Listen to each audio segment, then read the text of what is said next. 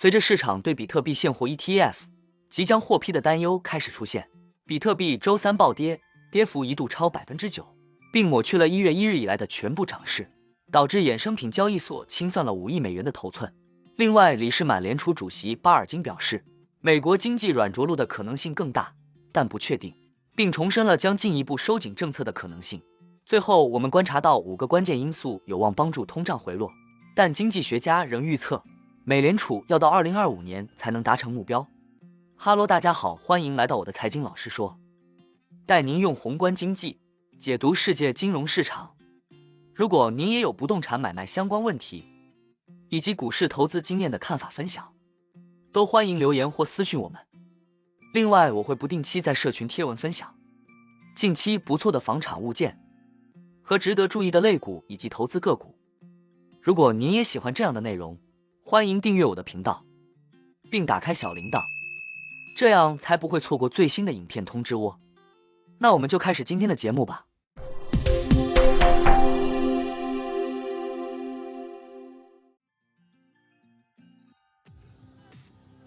CoinGlass 的数据显示，周三迄今为止，主要交易所所有加密货币的头寸已被清算超过5亿美元，这是自去年12月11日以来最大的清算金额。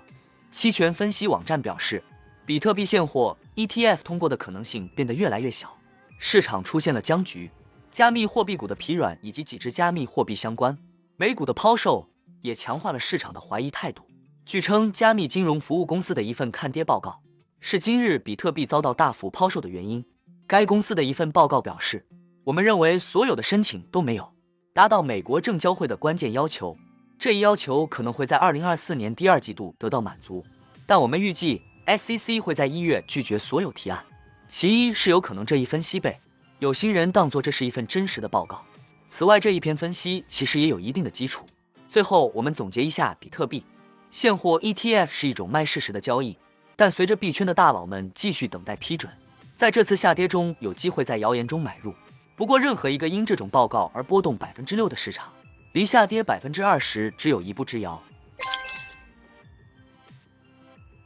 里士满联储主席巴尔金在周三的讲话中说，软着陆越来越有可能，但绝不是完全确定的。需求、就业和通胀都在飙升，但现在似乎正在回归正常。这为今年 FOMC 票委将软着陆定义为通胀回归正常水平，同时经济保持健康。他说，通胀正进入我们 2% 的目标范围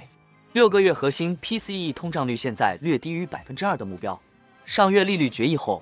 美联储连续第3次会议维持利率不变，并暗示预计今年将降息3次，每次25个基点。尽管几位美联储官员试图降低对2024年初大幅降息的预期，市场预期的降息幅度仍较为离谱，是美联储预计的2倍，并预计第一次降息可能在3月份。虽然巴尔金承认大多数官员预计2024年将降息，但他表示对通胀继续下降和整体经济表现这2个问题的信念将决定利率变化的速度和时机。这位里士满联储主席还列出了今年美国经济面临的几个风险，包括近期长期利率的大幅下跌可能会刺激过多需求并使通胀居高不下。他说，强劲需求并不能解决通胀高于目标的问题，这就是为什么进一步加息的可能性仍然存在。巴尔金没有具体说明他对利率的预期，只指出官员们将对即将公布的数据做出回应，情况一直在变化。他说，我们的做法也将如此，所以系好安全带，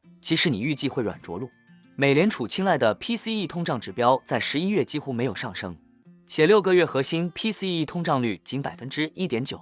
为3年多来首次低于美联储的 2% 目标，并强化了市场对美联储将尽快转向的预期。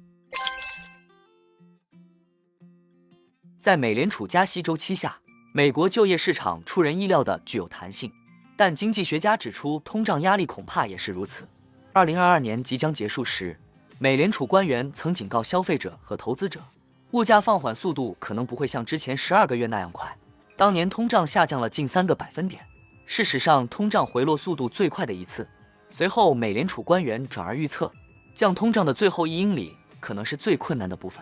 另外，大约 20% 的经济学家认为，到2024年底，通胀将降至 2%， 而另外 20% 的经济学家则认为，通胀上升将持续到2026年底或更晚。两者均较去年第三季度调查的 29% 有所下降。经济学家还指出，接下来通胀数据中最值得关注的关键分项是住房成本和服务，以及汽油、食品和能源价格。根据美国劳工统计局的数据，住房成本已在2023年3月达到顶峰，此后价格涨幅逐月放缓，目前 6.5% 的年率是2022年9月以来的最低水平。然而，经济学家指出，住房成本在通胀数据中的表现滞后1年甚至更久。根据美国劳工统计局的数据，住房成本已在2023年3月达到顶峰，此后价格涨幅逐月放缓，目前 6.5% 的年率是2022年9月以来的最低水平。最后，我们总结一下，更大的变数可能是汽油、食品和能源价格的变化，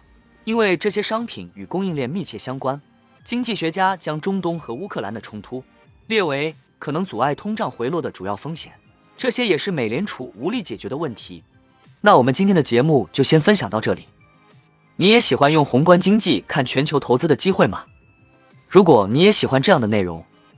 记得帮我点赞以及订阅分享， YouTube 的大数据就会再推荐类似的影片给你哦。那我们下一支影片见了，拜拜。